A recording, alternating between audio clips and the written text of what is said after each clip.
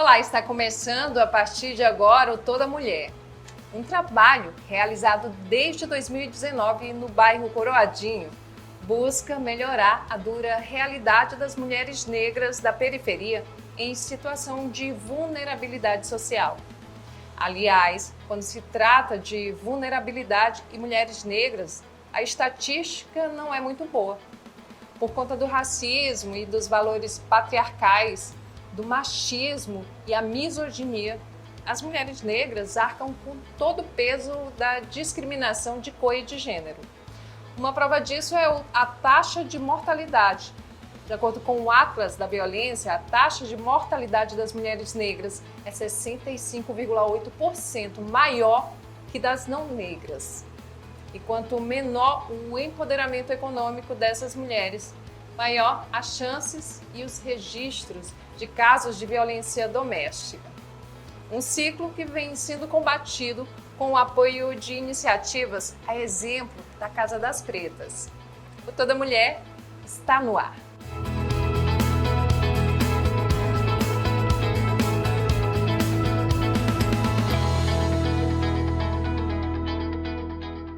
E o Toda Mulher de hoje recebe Merivânia Correia, mulher preta, graduada em letras, estudante de biblioteconomia e cofundadora e voluntária do coletivo Mulheres Negras da Periferia. Ela também é coordenadora do projeto Caminho das Pretas. Seja muito bem-vinda, Merivânia, ao nosso programa. O prazer é todo meu. E a gente, antes de iniciar a conversa, que eu sei que vai ser uma conversa bem legal, a gente vai conhecer o Centro Cultural Casa das Pretas, essa iniciativa do coletivo que a Merivânia faz parte. Acompanhe. O resultado da inquietação de jovens mulheres negras, inconformadas com o dia a dia de falta de oportunidades e discriminação, foi o coletivo Mulheres Negras da Periferia, que depois virou a Casa das Pretas. De início, o projeto não tinha sede. As ações eram desenvolvidas de forma itinerante, percorrendo bairros aqui da região. Até que, por meio de um edital, o coletivo conseguiu alugar este prédio, que virou a referência desde então. O foco por aqui é a equidade racial, por meio da geração de renda, valorização da cultura e combate à pobreza. Desde a fundação, o projeto já atendeu a mais de 4.000 famílias. Ingrid é uma das diretoras da casa. Vê a iniciativa como necessária para superar questões que afetam principalmente mulheres negras. O coletivo ele surge a partir dessa necessidade de não ter mulheres pretas e periféricas falando sobre tudo que a gente vivencia aqui, falando sobre as nossas dificuldades e também sobre todas as nossas vitórias. E aí o coletivo surge a partir dessa indagação, a partir dessa indignação. E aí hoje a gente tem essa casa, a gente consegue ecoar nossas vozes tanto dentro da comunidade como para fora, mostrando tanto os nossos problemas e dificuldades como as vitórias, como várias referências que nós temos aqui dentro do Coroadinho.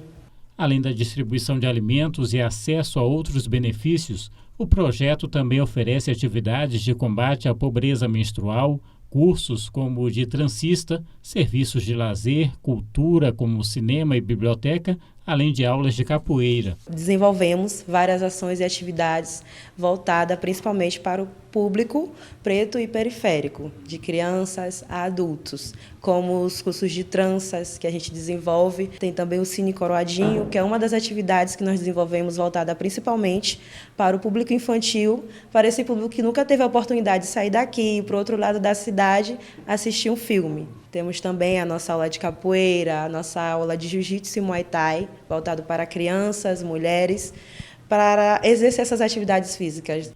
Boa parte do trabalho é feito por voluntárias, mulheres da própria comunidade, como Marise. A gente precisa reconhecer o nosso espaço, saber sobre a luta antirracista, nós precisamos saber sobre tudo isso.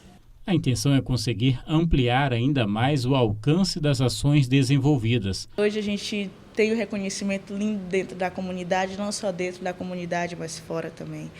E é de extrema importância essa valorização das pessoas com os projetos sociais, que elas possam realmente abraçar, que projetos sociais salvam vidas e abram portas.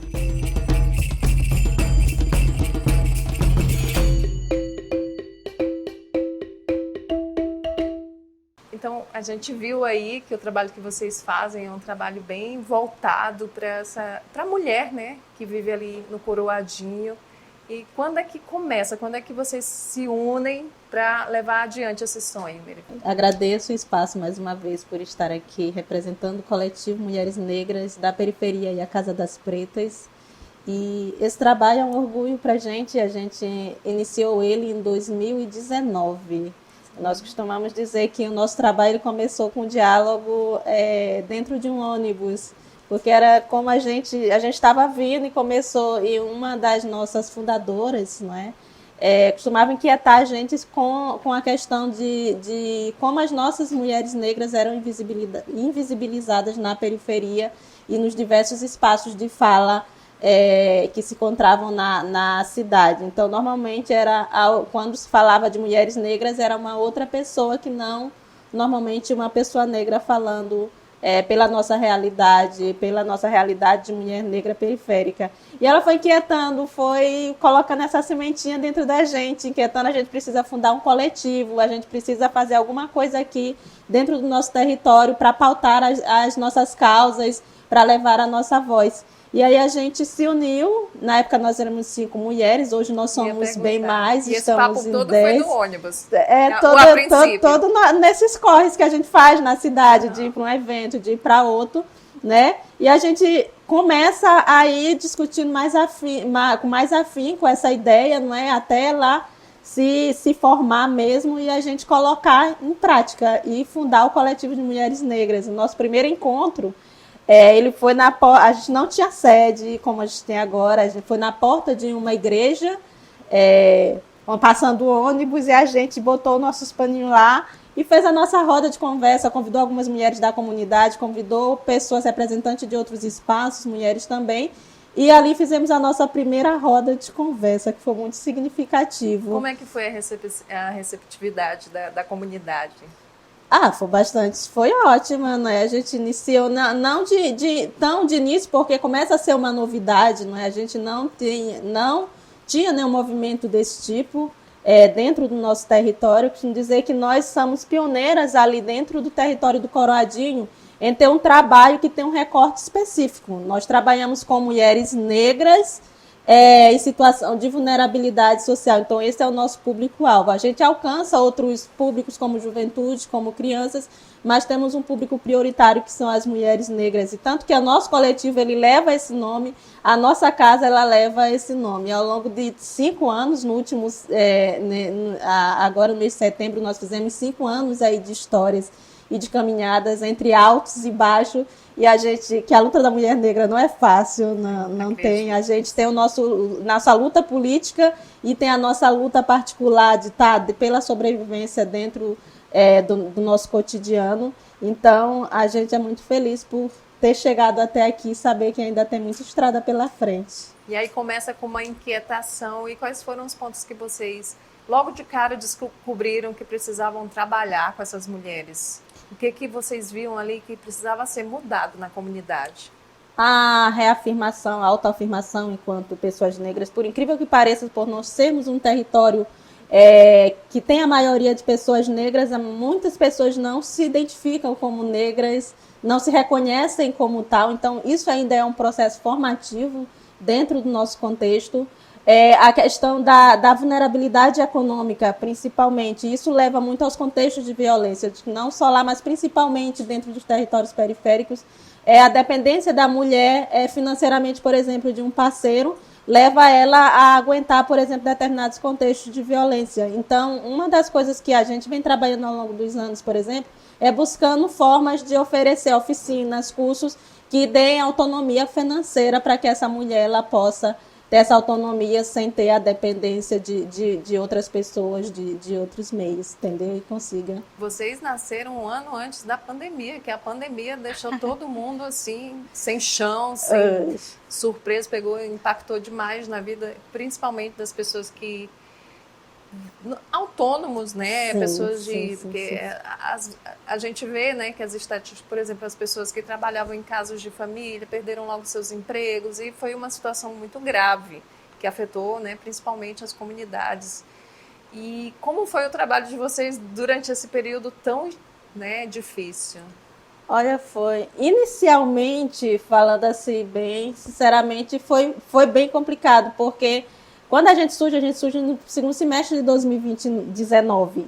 E quando a gente surge, a gente já faz muitos movimentos ali que já colocam o nosso nome no hall da cidade de um movimento que está se iniciando e que começa a crescer. E quando entra 2020, a gente já estava com uma agenda aí bastante cheia já de sonhos para colocar em prática. E aí, quando chega lá em março, a pandemia vem, não é? E vem o lockdown, vem outros movimentos aí, e que dizem que você tem que ficar em casa, que você tem que se cuidar e tem uma coisa, e a gente já não consegue, tem que cuidar da gente, tem que buscar cuidar das nossas parceiras que estão dentro do coletivo, tem que buscar ficar pautando politicamente, e aquilo estava ficando quase que insustentável, porque a gente não estava quase para acabar, digamos assim, o grupo. Mas aí veio a questão da realidade, a nossa realidade no entorno. A gente começa a perceber que as outras pessoas do nosso entorno, principalmente as mulheres, que são mães de famílias, mães solos, elas também começam a ter essa deficiência financeira, exatamente pelo que você falou, não é? Algumas perdem seu emprego, não podem ir. A quem é autônomo não tem mais como vender sua mercadoria, ou não tem tanta saída. Quem, né? Os filhos ficam com quem? Então tem todo um panorama, todo um cenário que dentro da periferia que acaba fazendo com que a pandemia afete diretamente a realidade das famílias da periferia. E aí o que a gente começa a fazer? Não, a gente precisa fazer alguma coisa. É onde a gente entra com a nossa ação. A gente começa aí a buscar parceiros para que nos ajude a ajudar essas famílias. E a nossa ajuda, principalmente, nossas parcerias que a gente conseguiu, foi nesse sentido da segurança alimentar. Então, a gente consegue muitas parcerias que doam cestas básicas, que doam cartão alimentação, e a gente consegue aí atingir mais de 4.000 famílias em torno desse período, diretamente ao longo de praticamente um ano. O desafio maior que foi a pandemia ajudou a fortalecer o trabalho, né? Sim. E aí, voltando ainda sobre essa questão do pertencimento, da autoafirmação, você fala que, por incrível que pareça, muita gente ainda não se reconhece, né, dentro desse... Não se reconhece uma mulher negra, um homem negro, ainda tem muita dificuldade. Você diria, por que isso acontece pra gente? Por que você acha que isso ainda é algo tão presente, tão forte? Eu diria que pelo tratamento. Ninguém quer... Quando você olha para a questão de eu ser negra e da forma como o negro é tratado na sociedade atualmente ainda pela questão do preconceito e da discriminação, ninguém quer ser discriminado. Ninguém quer sofrer preconceito. Então, no momento em que eu digo que eu sou preta, que eu sou uma mulher negra, que eu ainda moro na periferia, entendeu? Então, isso acaba sendo um recorte que eu não quero para a minha vida. Entendeu? Então, eu acabo não me enxergando, e do processo de não ter essa formação também, entendeu? No processo da escolarização, a gente acaba vindo com aquele processo, a gente é descendente dos escravos. A gente não é descendente de escravo. A gente vem de um povo que foi forçadamente escravizado e foi trazido à força para o Brasil. Então, essas pessoas não nasceram escravas, elas foram escravizadas. Então, tem todo um processo aí, historicamente, por isso mesmo a gente chama de racismo estrutural, não é? Porque é um processo que ele vem se estruturando no processo discriminatório ao longo dos tempos, não é? Está aí na sociedade e vai formando essa sociedade. E a partir desse momento que a pessoa começa a compreender, não é? Quem ela é, a quem ela pertence, de onde ela veio, a sua própria história, o que é que muda na vida delas? Mesmo que ela continue, né, lá na periferia, enfrentando todos os desafios econômicos que a gente sabe que existem, né, e que são muitos, o que é que muda na questão da autoestima, por exemplo? Muda quando essa mulher se auto-reconhece? Eu acredito que muda. Eu trago essa fala a partir não somente do meu olhar como mulher negra, mas das outras pessoas, dos depoimentos que a gente ouve em torno das atividades que a gente realiza. Então, a gente já realizou várias rodas de conversa, já trouxe outras pessoas também para falar sobre isso, já realizou cursos em torno dessa questão da autoestima, e tem mães que já chegaram também e já disseram, vocês estão oferecendo cursos ou alguma roda de conversa que falem sobre a questão do cabelo? A minha sobrinha, ela não aceita o cabelo dela, entendeu? Então, quando falam um pouquinho sobre, que bom que vocês falaram, que bom que vocês têm literatura negra aqui, e minha filha pode se identificar com essa realidade, se ver também como uma menina negra. Então, isso para a gente é satisfatório, porque a gente percebe que o nosso trabalho ele não está sendo em vão, que a gente está ali, pouco a pouco, indo desconstruindo determinados pensamentos, determinadas visões em torno até mesmo do próprio corpo, do pensamento. E promovendo representatividade, que é um ponto muito importante. Quando você tem a quem seguir, a quem se inspirar, se espelhar, é muito mais fácil você, né, querer seguir certos caminhos. Né? E quando eu falo certos caminhos, são os caminhos de autodesenvolvimento, de autorreconhecimento, de desejos, né? Porque temos muitos desejos e sonhos. E às vezes esses sonhos são cortados desde o início, lá no início do sonho que ele está nascendo, vem um desafio. E a representatividade nesse ponto, ela é essencial. Primordial, eu diria. Primordial porque a gente cresce na própria TV mesmo, as representações de heróis, de pessoas que a gente tem ali como referência são pessoas brancas. Os nossos heróis são pessoas brancas. Tanto que quando a Pequena Sereia agora ela é transmitida como uma menina negra, ela causa todo um rebuliço. Mas para as meninas negras, nossa, eu tenho uma princesa que parece comigo, entendeu? E as princesas podem ser negras. Então, essa questão da representatividade, ela importa, sim. Empodera. Entendeu? Empodera. E quando a gente se vê e outras pessoas vêm e digam, nossa, vocês são referência aqui dentro, vocês estão mudando a visão de muitas pessoas aqui em relação a essa causa da mulher negra, essa causa da população negra, isso para a gente é super importante. E tudo isso vocês fizeram sem sede, sem ter recurso, um trabalho mesmo, né? Que você me falou de formiguinha, mas com quantas mãos? Quantas mulheres fazem parte desse coletivo hoje? Inicialmente a gente começou com 5 mulheres. Né? Você falou? Hoje são 10 na direção e a gente tem aí mais outros 10 voluntários. Né? A maioria são pessoas jovens aí que estão entre seus 18 e 30 anos, então é um coletivo bastante jovem. Na direção a gente tem só mulheres negras também, tem mulheres LGBTs, então a gente procura abarcar essa questão da diversidade, trazer essa diversidade para dentro do coletivo e discutir também nossas pautas coletivas. Por que vocês acharam que era fundamental que esse coletivo fosse principalmente formado por mulheres? Os homens ajudam. Vocês devem ter parceiros, né? Mas estarem à frente, o que é que significa? A mulher está à frente desse movimento que tem mudado essa realidade ali no Coroadinho. O que é que significa assim, para vocês, enquanto fundadoras?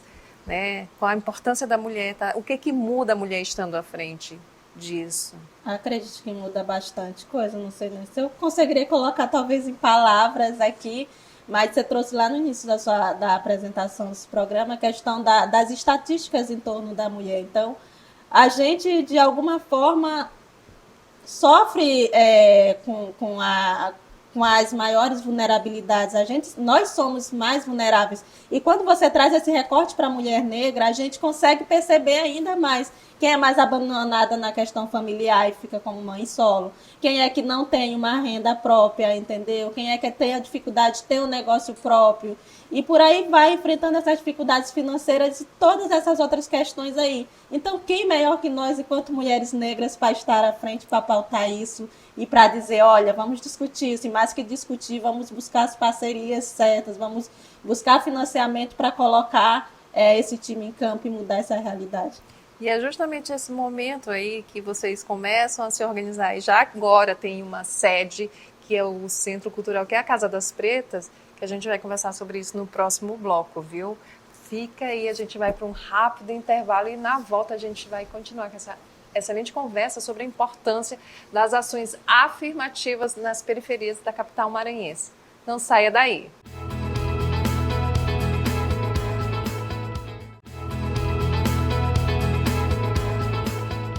Estamos de volta pela TV Assembleia e redes sociais do Parlamento Maranhense com Toda Mulher. E nesse programa eu converso com a Merivânia Correia, uma mulher preta, graduada em letras, estudante de biblioteconomia e cofundadora voluntária do coletivo Mulheres Negras da Periferia. E está ali com a sede hoje Hoje não, porque vocês começaram no Coroadinho e continuam ali no Coroadinho, Lá no Coroadinho. fazendo história com a Casa das Pretas, né, que foi uma conquista, é uma conquista, vocês atuam ali, tem esse espaço. Me conta como foi esse caminho para chegar até lá, quando foi que foi fundada a Casa das Pretas e o que vocês oferecem ali? Então, a Casa das Pretas, ela veio um processo pouco depois da pandemia. O que acontece? Quando a gente atua dentro da pandemia, a nossa visibilidade, ela cresce muito nas mídias sociais, nos outros espaços. Então, digamos que a gente ganha uma visibilidade que dá... Deu um retorno. Dá um retorno assim, para o nosso trabalho. Não, a gente... E as pessoas começam a procurar a gente, saber onde é que a gente atua, como é que eles podem chegar até a gente. E a gente não tinha uma sede, não tinha um espaço. E a Ju, nossa, a gente precisa de um espaço agora, então vamos sair para procurar uma casa, a gente precisa alugar para ter um espaço que seja referência. E já tinha, não, vai ser Casa das Pretas, a gente precisa de um espaço para chamar de Casa das Pretas e ser referência aqui no Coroadinho. E aí a gente encontra o espaço nosso da Casa das Pretas, fica bem central lá na Feira do Bom Jesus no Coroadinho, né? E a gente alugou esse espaço em 2021, logo depois da pandemia, no segundo semestre a gente alugou. E hoje, se você vê o antes e depois, realmente não a gente não viu, né, que a tinha. gente exibiu uma matéria aí para mostrar para vocês como é que é. Pois é. Deve ser um lugar acolhedor. Muito. E o que vocês A oferecem gente não ali? tinha ali, era uma casa que tinha um quintal cheio de entulho, e a gente pegava, limpava o capim lá, sentava, fazia nossas atividades, nossas rodas de tambores, e veio evoluindo. Consegui uma parceria, graças a Deus, e conseguimos fazer a reforma do nosso quintal, de alguns espaços da nossa casa, e fazer o lançamento dela, não é, agora em 2022, no último ano, em 2022, a gente inaugurou com chave de ouro. Tem lá o nosso Quintal das Pretas, que a gente chama, onde a gente desenvolve várias atividades. Dentre essas atividades, a gente tem a capoeira, que é com crianças, adolescentes e adultos, um público bem diverso. Começou agora recentemente com aulas de Muay Thai para mulheres, autodefesa, e Jiu-Jitsu também para crianças e adolescentes, né? Também oferece cursos de tranças, rodas de conversa. Um importante espaço que a gente colocou lá dentro da Casa das Pretas, que a gente tem no momento, é a Pretoteca. E por que a gente acha importante ter um espaço chamado Pretoteca e que tem uma literatura afrocentrada?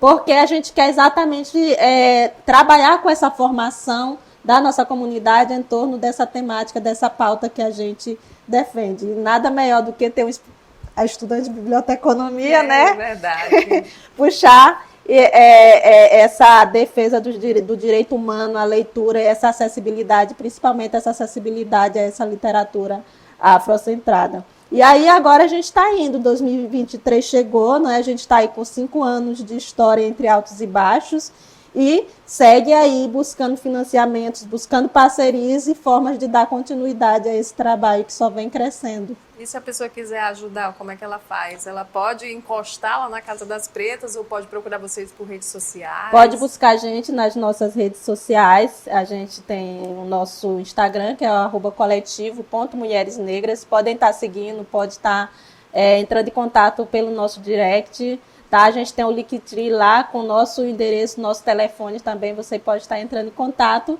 e nos ajudando. Toda ajuda ela é bem-vinda, seja para a nossa Pretoteca, seja com uma oferta de serviço de voluntariado. Tá? Então, a gente está lá sempre de portas abertas.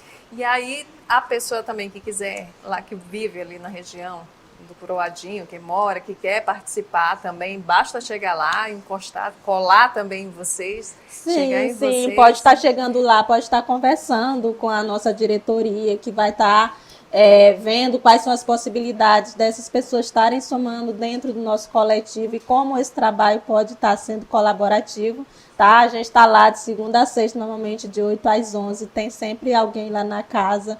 É um time 100% voluntário. É claro que a gente não quer, a gente quer ter um time que fique lá 8 horas por dia, claro que remunerado, e para isso que a gente está buscando esses financiamentos, está correndo atrás de captação de recursos, porque quando a gente não tem um time 100% voluntário, a gente fica revezando E às vezes isso dificulta em algumas partes no nosso trabalho também, porque essas pessoas, além de estar ali se voluntariando, elas precisam correr atrás de se manter, não é? De ter outras formas. E você tendo uma pessoa ali remunerada, que receba seu salário dali, já viu, trabalhando dentro do seu próprio território, em prol da sua comunidade, que felicidade pra gente. Então esse é um dos nossos sonhos aí que a gente está correndo atrás. Não, e vai dar certo, porque quando a gente faz o bem volta. Parece que é um clichê, né? Mas na verdade a gente conhece as energias e entende que fazer o bem tem um retorno. A prova está aí, no período da pandemia, que vocês se mobilizaram enquanto todo mundo estava tentando se proteger da doença, vocês entenderam que algo muito maior, né, merecia a atenção de vocês. E aí tu olha para trás 5 anos e vê todo esse movimento um movimento crescente. Como você, mulher preta, se sente em ver esse crescimento? Qual o teu sentimento hoje? E qual a tua expectativa também, né? Tua esperança para os próximos passos? Eu me sinto muito feliz. Eu acredito que eu fiz parte de algo que, como eu falei, é pioneiro. Pioneiro, acredito, dentro da cidade, acredito principalmente que dentro do nosso território, porque faz toda uma diferença. As pessoas perguntam, querem saber quais são os trabalhos que a gente desenvolve, o que a gente faz, como encontra a gente. Então, para mim, eu cresci profissionalmente, cresci pessoalmente, entendeu? E como as meninas costumam dizer, é sempre nós por nós. A gente quer muito passar essa ideia, de como a gente conversava nos bastidores, que a favela ela não é só violência, não é Exato. só o que... muitas vezes a gente acaba vendo na mídia e transmite aquela ideia do medo. Nossa, nós morando coroadinho, como é que tu vive em meio àquela violência, e dá a ideia de que a gente vive em meio a troca de balas 24 horas por dia, o que não é. A gente tem um contexto que é potência, a gente tem muitas pessoas empreendedoras que estão ralando ali, dando o seu melhor no dia a dia. Então isso nos dá assim, impulso ainda mais para continuar e para somar força nesse trabalho. Eu acredito muito, assim como as minhas amigas, colegas, parceiras que estão lá desenvolvendo e à frente desse trabalho, que esse coletivo ainda vai frutificar muito. Daqui a outros 5 anos, quando a gente voltar aqui nesse programa, a gente vai ter muito mais história ainda para contar. Você que veio de uma área de quilombo na Baixada Maranhense, não é? E olha para a tua história hoje, assim, lógico que tem orgulho. O que você diria para alguém que tem esse sonho, né, de conquistar esses caminhos que não são fáceis, que pretendem, né, chegar em algum lugar e aí ainda não sabe por onde ir? O que você diria para uma menina, por exemplo, de uma periferia que está ali também sonhando em ganhar esse espaço? Deixa teu recado. Se a gente conseguiu, você também consegue, tá?